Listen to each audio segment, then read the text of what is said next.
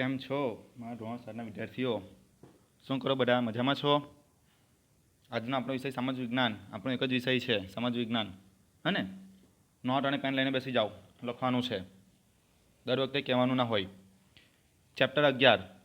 શું નામ છે? વાતાવરણના સજીવો પર અસર. વાતાવરણની સજીવો પર અસર. જેમ આપણે પાર્ટ 1 અને પાર્ટ 2 જોઈ ગયા. પાર્ટ 1ની અંદર આપણે વાતાવરણનો અર્થ, એનું નિર્માણ, એના વિશે માહિતી મેળવી હતી. પાર્ટ 2માં વાતાવરણના સ્તરની રચના જોઈ ને? તમને વિડીયો મોકલી આપવામાં આવ્યો હશે, તમે વિડીયો જોયો હશે. વાતાવરણના સ્તરની રચનાની અંદર આપણે વાતાવરણના 4 પેટા વિભાગો જોયા. કયા? ક્ષોભાવરણ, સમતાપાવરણ, મધ્યાવરણ અને ઉષ્માવરણ. એવા 4 વાતાવરણ વિશે આપણે પ્રેક્ટિકલી પણ તમને પૃથ્વીના ગોળા પર એમ દોડીને બતાવ્યું છે, જોયું હશે તમે. હવે એટલું જોઈ લીધું, વિડીયો જોઈ લીધું, તો હવે આગળ વધીએ આપણે. આ છે આપણો પાર્ટ 3. પાર્ટ 3ની અંદર તમે નોટ લઈને બેસેલા હશો. હેડિંગ મારો હવામાન. હેડિંગ શું આવશે? હવામાન. વિડીયો ઘણું લાંબુ બનશે કારણ કે થોડું વધુ જોવાનું છે આપણે આ વિડીયોમાં. હવામાન વિશે તમે ધોરણ 6માં ભણી ગયા છો. તમને વ્યાખ્યા લખાવેલી યાદ હોય તો. ચેપ્ટર હતું આખું આપણું આબોહવા કે ફેરફાર. ખ્યાલ છે ને? જોઈએ આગળ. હવામાન. તો હવામાનની વ્યાખ્યા શું છે? તો હવામાન એટલે ટૂંકા સમયગાળાની વાતાવરણની સરેરાશ સ્થિતિ. કોઈ પણ પ્રદેશ હોય એની અંદર ટૂંકા ગાળામાં જે તાપમાન, ભેજ, વરસાદ જે અનુભવાય છે એ ટૂંકા ગાળાની સ્થિતિને હવામાન કહેવામાં આવે છે. એક્ઝામ્પલ તરીકે સમજો. એક્ઝામ્પલ તરીકે હું સમજાવું કે આપણું ઉમરવાળા ગામ છે. એ ગામની ટૂંકા ગાળાની સ્થિતિ, જેમ કે આજનો દિવસ, આજે તારીખ થઈ છે 8. તો આજના દિવસે ઉમરવાળા ગામમાં કેટલું તાપમાન છે, કેટલી ઠંડી છે, કેટલું ભેજ છે અથવા કેટલો વરસાદ પડે છે, એ ટૂંકા ગાળાની સ્થિતિને હવામાન કહેવામાં આવે છે. સમજ પડે છે ને? હવામાન એ સવાર, બપોર, સાંજ કે રાત્રિનું અલગ અલગ હોઈ શકે. કારણ કે સવારે ગરમી ઓછી હોય છે, બપોરે ગરમીનું પ્રમાણ એટલે કે તાપમાન વધુ હોય છે, પરંતુ જેમ જેમ સાંજ ઢળતી જાય છે તેમ તેમ સાંજે તાપમાન ઘટતું જાય છે અને રાત્રે આપણને ઠંડીનો અનુભવ થાય છે. એટલે કે સવાર, બપોર, સાંજ અને રાત્રે હવામાન અલગ અલગ હોય છે. તો આ ટૂંકા ગાળાની સ્થિતિને હવામાન કહેવામાં આવે છે. વ્યાખ્યા લખી લો. શાંતિથી લખાવીશ. વ્યાખ્યા શું છે? તો હવામાન એટલે કોઈ પણ પ્રદેશની તાપમાન, ભેજ કે વરસાદની ટૂંકા ગાળાની સ્થિતિને હવામાન કહેવામાં આવે છે. હવામાન એ વાતાવરણની ટૂંકા ગાળાની પરિસ્થિતિ છે. તેમાં સમયે ફેરફાર થાય છે. આપણે જોઈએ, સવારે વરસાદ પડે તો કદાચ બપોરે ન પણ પડે, પાછો સાંજે શરૂ થઈ જાય. સવારે આપણને ઠંડી ખૂબ લાગે છે, બપોરે નથી લાગતી, પરંતુ સાંજે પાછી લાગવા લાગે છે. ગરમી રાત્રે આપણને નથી લાગતી, બપોરે ખૂબ લાગે છે. તો સમયે એની અંદર ફેરફાર આપણને જોવા મળે છે.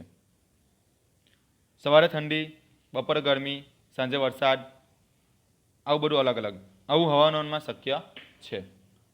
તો આ ટૂંકા ગાળાની સ્થિતિ છે. હવામાનથી આપણું જીવન અને આપણી પ્રવૃત્તિઓ પ્રભાવિત થતી હોય છે. આપણું જીવન, આપણી પ્રવૃત્તિ. કેમ? હવામાનથી આપણી જીવન પર શું અસર પડે છે? ઠંડી પડે તો આપણે રેનકોટ પહેરીએ? નથી પહેરતા ને? તો શું પહેરીએ? ઠંડી પડે તો સ્વેટર પહેરીએ છીએ ને? ખૂબ જ ગરમી હોય, સ્વેટર પહેરાય? નથી પહેરાતું. શું પહેરીએ? પતલા કાપડના કપડાં. વરસાદ હોય, વરસાદમાં રેનકોટ પહેરીએ છીએ ને? તો એ આપણા જીવન પર અસર પહોંચાડે છે હવામાન. ખૂબ જ ગરમી હોય તો આપણે સ્વેટર પહેરી શકતા નથી. આપણી પ્રવૃત્તિ પણ હવામાન પર આધાર રાખે છે. કેવી રીતે? આપણે જોઈએ, ખેતી મોટે ભાગે ચોમાસા પર આધાર રાખતી હોય છે. આપણી ભારતની ખેતી મોસમી છે, ખબર છે ને? વરસાદ પડે ત્યાર પછી આપણા ભારતમાં ખેતીની શરૂઆત થાય છે.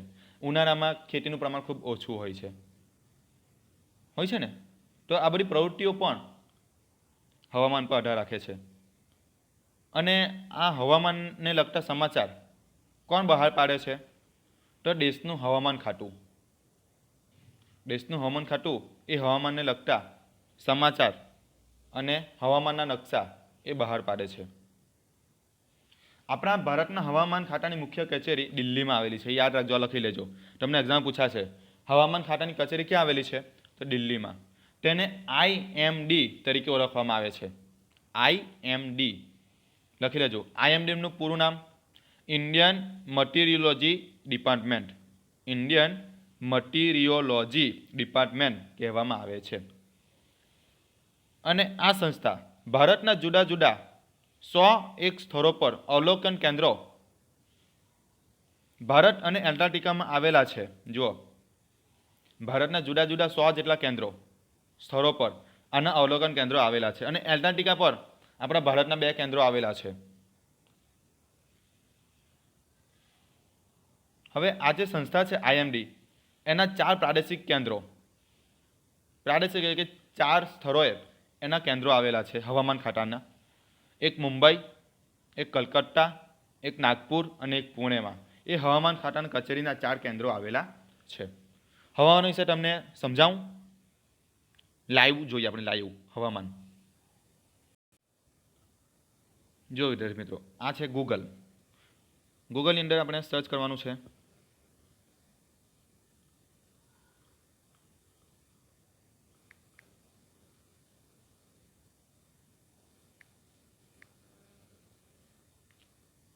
ટુડે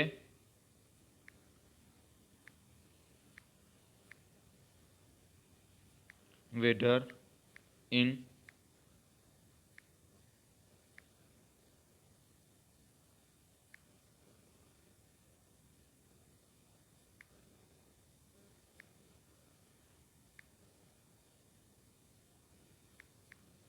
ઉમરવાડા, આપણું ગામ. વેધર એટલે કે આજનું હવામાન, વાતાવરણ કેવું છે તે. જો આવી ગયું આપણું ગામ ઉમરવાડા. તો આજનું વાતાવરણ આપણા ગામનું કેવું છે? તો આપણે ત્યાં હાલમાં ગરમી 32 સેલ્સિયસ જેટલી છે. કેટલી છે? આટલું તાપમાન છે, આટલી ગરમી છે આપણે ત્યાં 32 સેલ્સિયસ જેટલી.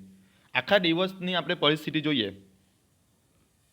તો આખા દિવસની પરિસ્થિતિ પણ આપેલી હશે. જુઓ, તારીખ આપેલી છે આજની, તારીખ 8 ઓક્ટોબર છે ને. આજે આખા દિવસનું વાતાવરણ જોઈએ તો કેવું છે? સવારના સમયથી 32 સેલ્સિયસ તાપમાનથી શરૂ થાય છે, 33, 34 અને બપોરે વધી જશે. કેટલું? 36 સેલ્સિયસ તાપમાન વધી જશે, એટલે કે ગરમી પડવાની છે. પરંતુ જેમ જેમ સાંજ ઢળતી જશે તેમ તેમ તાપમાનમાં ઘટાડો થતો જશે. 34, 32, 31 એટલે કે રાતના સમયે એનું પ્રમાણ કેવું થઈ જશે? ગરમીનું તાપમાન પ્રમાણ ઓછું થઈ જશે. વધુમાં વધુ તાપમાન કેટલું રહેશે? 36. આ છે આપણા ઉમરવાડાની સ્થિતિ છે ને. જુઓ, સમયની સાથે સાથે દર્શાવેલું છે, દેખાય છે? કેવું દર્શાવેલું છે? તો સવારે 10 વાગે 32 સેલ્સિયસ, 11 વાગે 33 સેલ્સિયસ, બપોરે ખૂબ જ ગરમી પડવાની છે 2 વાગે 36, 3 વાગે પણ 36, 4 વાગે પણ 36. પરંતુ જેમ જેમ સાંજ ઢળતી જશે, 5 વાગતા જશે તો 5 વાગે ઘટી જશે 34, 6 વાગે 32, 7 વાગે 31. તો આ રીતે આ છે આપણા ઉમરવાડાનું તાપમાન. આ 1 દિવસીય પરિસ્થિતિ છે. કેટલા દિવસની પરિસ્થિતિ છે? 1 દિવસની. સમજ પડે છે ને?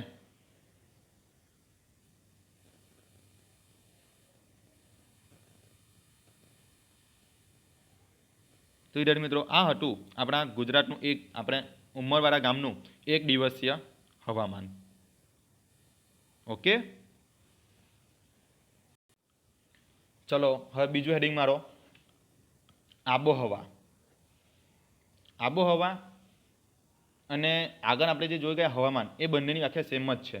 પરંતુ ફરક ક્યાં પડશે? હવામાનમાં ટૂંકા ગાળાની પરિસ્થિતિ હતી, એટલે કે 1 દિવસ 2 દિવસ. જ્યારે આબોહવા એ 35 વર્ષ કે તેથી વધુ વર્ષની પરિસ્થિતિ. જેમ કે આ 2020 વર્ષ ચાલે છે. 2020ના વર્ષમાં આજે ઉંમરવાળાની અંદર વધુમાં વધુ ગરમી 36 સેલ્સિયસ છે. આજથી 35 વર્ષ પછી ઉંમરવાળામાં કેટલી ગરમી હશે? આપણે ત્યાં પ્રદૂષણ ને બધું વધી રહ્યું છે, જેના કારણે આજથી 35 વર્ષ પછી એવું કહેવાય છે કે આપણે ત્યાં તાપમાન વધી જશે, ગરમી ખૂબ જ પડવાની છે. તો આપણે અત્યારે અંદાજો લગાવીએ કે અત્યારે 36 સેલ્સિયસ તાપમાન છે. તો આજથી 35 વર્ષ પછી એટલે કે 2045માં 40 સેલ્સિયસ 45 સેલ્સિયસ જેટલી ગરમી થઈ જશે. તો આ 35 વર્ષના સમયગાળાની અંદર ગરમીનું જે પ્રમાણ વધેલું છે, જે તાપમાનમાં જે ફેરફાર આવેલા છે, એને આબોહવા કહેવામાં આવે છે. સામાન્ય રીતે વ્યાખ્યા તમને કહી દઉં તો આબોહવા એટલે કે હવામાં રહેલા તાપમાન, ભેજ, વરસાદની 35 વર્ષ કે તેથી વધુ ગાળાની સરેરાશ સ્થિતિને આબોહવા કહેવામાં આવે છે. સમજ વ્યાખ્યા છે પહેલાં જેવી. પહેલાંમાં ખાલી ટૂંકા ગાળાની સ્થિતિ દર્શાવેલી છે, જ્યારે આબોહવામાં લાંબા ગાળાની સ્થિતિ. કેટલા? 35 વર્ષ કે તેથી વધુ વર્ષની સ્થિતિને આબોહવા કહેવામાં આવે છે. હવે આ આબોહવાને પણ જે રીતે હવામાન આપેલું છે, તાપમાન, ભેજ, વરસાદની સ્થિતિ જે હતી ટૂંકા ગાળાની, તે સ્થિતિ સેમ જ આની અંદર બી છે, પરંતુ કેવી? લાંબા ગાળાની. કે આજથી 35 વર્ષ પછી કેવી આબોહવા હશે, અથવા સાંભળજો, આજથી 35 વર્ષ પહેલા 1985 ઉંમરવાળામાં કેટલું તાપમાન હશે, એ લાંબા ગાળાની સ્થિતિને આબોહવા કહેવામાં આવે છે. કે 1985માં ઉંમરવાળામાં કેટલો વરસાદ પડ્યો હશે, કેટલું ગરમી હશે, કેટલી ઠંડી હશે, આ સ્થિતિ અને અત્યારની સ્થિતિ ને આબોહવા કહેવામાં આવે છે. આબોહવા જે તે પ્રદેશની સજીવ સૃષ્ટિ, પ્રાણી સૃષ્ટિ અને માનવ જીવન પર સીધી અસર કરે છે. બરાબર જ છે ને? આ જે આબોહવા છે એ જે તે પ્રદેશની, દરેક પ્રદેશની અંદર કોઈ પણ પ્રદેશમાં એની સજીવ સૃષ્ટિ હોય, પ્રાણી સૃષ્ટિ હોય કે માનવ જીવન હોય, એની પર સીધી અસર કરે છે. આપણે જોઈએ તો કચ્છની વાત કરીએ આપણે. આજથી વર્ષો પહેલાં કચ્છની અંદર કંઈ નહીં હતું, રણ, ખૂબ જ સૂકો પ્રદેશ હતો, ખેતી બિલકુલ નહીં થતી હતી. આજે રણ પ્રદેશમાં ત્યાં પણ ખેતી કરવામાં આવે છે. તમને વાત કહું તો અત્યાર સુધી કચ્છના રણમાં વરસાદ ન પડતો હતો, પડે તો પણ ખૂબ જ ઓછો, ખૂબ જ. કચ્છના રણમાં બિલકુલ વરસાદ ન પડતો હતો, પરંતુ છેલ્લા 2-3 વર્ષથી કચ્છની અંદર બરફ પડે છે. બોલો, શું પડે છે? બરફ. આબોહવામાં કેટલો પરિવર્તન આવી ગયું. આ માનવ જીવન પર સીધી અસર કહેવાય ને, પ્રાણી જીવન પર. જ્યાં ખેતી નહીં થતી હતી, વરસાદ નહીં પડતો, ત્યાં બરફ પડે છે. આપણે ત્યાં ફળ ફળાદી જુઓ, 12 માસ થવા લાગ્યા છે. પહેલાં શું હતું કે સિઝનની અંદર બધા ફળો આવતા હતા, હવે 12 માસ ફળો આવે છે. વરસાદની વાત કરીએ આપણે તો એવું કહેવાતું કે ખાલી ચોમાસા દરમિયાન જ વરસાદ પડતો, હવે શિયાળામાં બી વરસાદ પડે છે અને ઉનાળામાં બી વરસાદ પડે છે. કંઈ નક્કી નથી. એવું કહે છે કે ગરમી ઉનાળામાં ખૂબ જ પડે છે, પણ હાલમાં પણ આપણે જોઈએ ચોમાસાની અંદર હોય કે શિયાળો હોય, દિવસ દરમિયાન આપણને ગરમી લાગતી જ હોય છે. લાગે છે ને? તો આ બધું આબોહવાની માનવ જીવન પર થતી અસરો જ છે. માનવ જીવન પર થતી અસરો જ છે. આજે હવામાન અને આબોહવાની અંદર જે આપણે એક શબ્દ સાંભળ્યો, તાપમાન. તાપમાન શબ્દ સાંભળો ને, એની વાત કરીએ આપણે. હેડિંગમાં લીધો તાપમાન. તાપમાન શું છે? તો હવામાં રહેલ ગરમીની સ્થિતિને અથવા ગરમીની સપાટીને તાપમાન કહેવામાં આવે છે. કે કેટલી ગરમી છે, 25 સેલ્સિયસ, 30 સેલ્સિયસ, 35 સેલ્સિયસ. જુઓ, આપણા ઉંમરવાળાની આજની ગરમી કેટલી છે તાપમાન? મેં તમને હમણાં જ બતાવ્યું ગૂગલમાં. કેટલું? 32 સેલ્સિયસ. બપોરે 2 વાગ્યે 3 વાગ્યે કેટલી રહેવાની છે? 36 સેલ્સિયસ. એટલે કે ગરમી વધવાની છે. તો વાતાવરણના તાપમાનમાં દિવસ અને રાત્રિ દરમિયાન ફેરફાર જોવા મળે છે. જોવા મળે છે ને? દિવસે ગરમી વધારે હોય છે, જ્યારે રાત્રે ગરમી ઓછી હોય છે. તો દિવસ અને રાત્રિ દરમિયાન તાપમાનમાં ફેરફાર થયો કહેવાય ને. અને આ તાપમાન જે છે એ ઋતુ પ્રમાણે બદલાય બી છે. આ તાપમાન ઋતુ પ્રમાણે બદલાય પણ છે. કેવી રીતે? તો અત્યારે ચોમાસું ચાલે છે, તો અત્યારે ગરમીનું પ્રમાણ ઓછું છે, મધ્ય છે. 32 સેલ્સિયસ, 36 સેલ્સિયસ, 30 સેલ્સિયસ.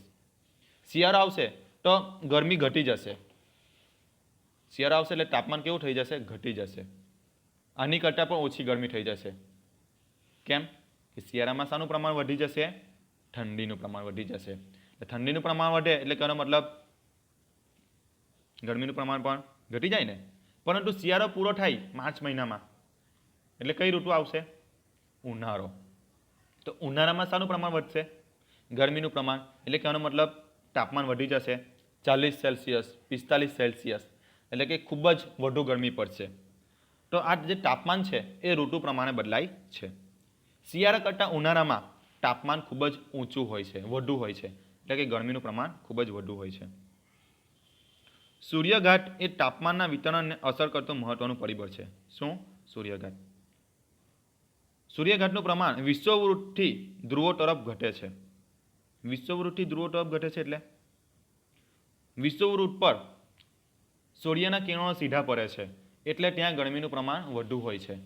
પરંતુ જેમ જેમ બંને ધ્રુવો તરફ આગળ વધતા જઈએ, બંને ધ્રુવ એટલે કે ઉત્તર ધ્રુવ અને દક્ષિણ ધ્રુવ એ તરફ જતા જઈએ તેમ તેમ તાપમાન ઓછું થતું જાય છે. સમજાવું તમને? ચાલો ઓકે, પ્રેક્ટિકલી સમજીએ આપણે. સમજો કે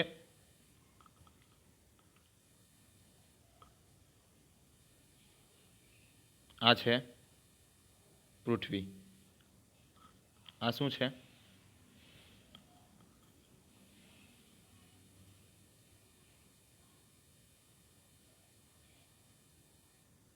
આ પૃથ્વી છે. પ્રેક્ટિકલી ધ્યાન આપજો, અંદર લખેલું છે એના પર ધ્યાન નહીં આપતા. આ પૃથ્વી છે. પૃથ્વી પર 3 અક્ષાંશ ઋતુ આવેલા છે. કેટલા અક્ષાંશ ઋતુ આવેલા છે? 3. મધ્યમાં વિષુવવૃત્ત. આવું જ આપણે પાર્ટ 2માં જોઈ ગયા, યાદ છે ને? મધ્યમાં વિષુવવૃત્ત, એને આપણે વી નામ આપી દઈએ. વિષુવવૃત્તથી ઉત્તરમાં કર્કવૃત્ત, વિષુવવૃત્તથી દક્ષિણમાં મકરવૃત્ત. હવે આ જે વિષુવવૃત્ત છે મધ્યમાં, એની ઉપર સૂર્યના કિરણો સીધા પડે છે એટલા માટે ત્યાં ગરમીનું પ્રમાણ વધુ છે. હવે પૃથ્વીના 2 ધ્રુવો જોઈએ આપણે. આ છે ઉત્તર ધ્રુવ અને આ છે દક્ષિણ ધ્રુવ. આ બંને ધ્રુવો પર સૂર્યના કિરણો કેવા પડે છે? ત્રાંસા પડે છે. આ રીતે એટલે ત્રાંસા પડે છે. જ્યારે વિષુવવૃત્ત પર કેવા પડે છે? સીધા. તો વિષુવવૃત્ત પર સીધા પડે છે એટલે ત્યાં ગરમીનું પ્રમાણ વધુ છે. પરંતુ ઉત્તર ધ્રુવ અને દક્ષિણ ધ્રુવના જે પ્રદેશો છે, કયા કયા? આ ઉત્તર ધ્રુવના બધા પ્રદેશો, આ બાજુ સૂર્યના કિરણો કેવા પડે છે? ત્રાંસા. એટલે અહીંયા ગરમીનું પ્રમાણ કેવું હોય છે? ઓછું હોય છે. અહીંયા ગરમીનું પ્રમાણ ઓછું છે.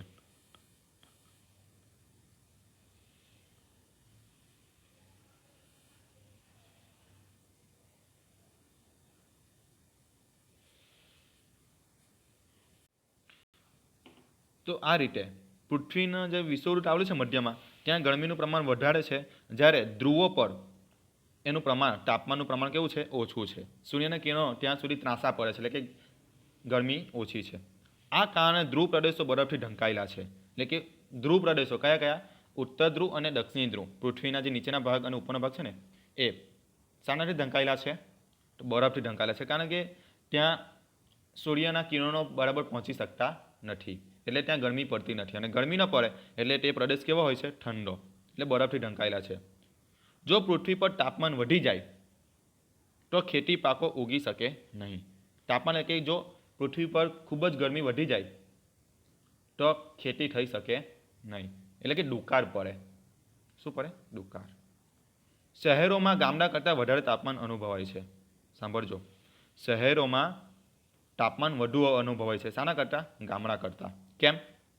તો શહેરની અંદર વસ્તી ગીચ હોય છે, ત્યાં વૃક્ષો કરતાં બિલ્ડિંગો વધુ હોય છે અને કંપનીઓનું પ્રમાણ વધુ હોય છે. એટલા માટે ત્યાં ગરમી વધારે અનુભવાય છે. ગામડાની અંદર વસ્તી ઓછી, પ્લસ કંપની કારખાના હોતા નથી અને ખેતી અને વૃક્ષોનું પ્રમાણ વધારે હોય છે. એટલે ત્યાં ગરમીનું પ્રમાણ ઓછું અનુભવાય છે, એટલે કે તાપમાન ઓછું હોય છે. તેનું કારણ પાકી સડકો અને સિમેન્ટ પરથી બનેલી ઇમારતો હોય છે. જુઓ, શહેરોમાં ગરમીનું પ્રમાણ કેમ વધુ હોય છે? તો પાકી સડકો અને ઇમારતો એના કારણે ત્યાં વૃક્ષોનું પ્રમાણ હોતું નથી, એટલા માટે શહેરોમાં તાપમાન વધુ અનુભવાય છે. આગળ વાત કરીએ વાતાવરણનું દબાણ. શાની વાત કરીએ? વાતાવરણનું દબાણ.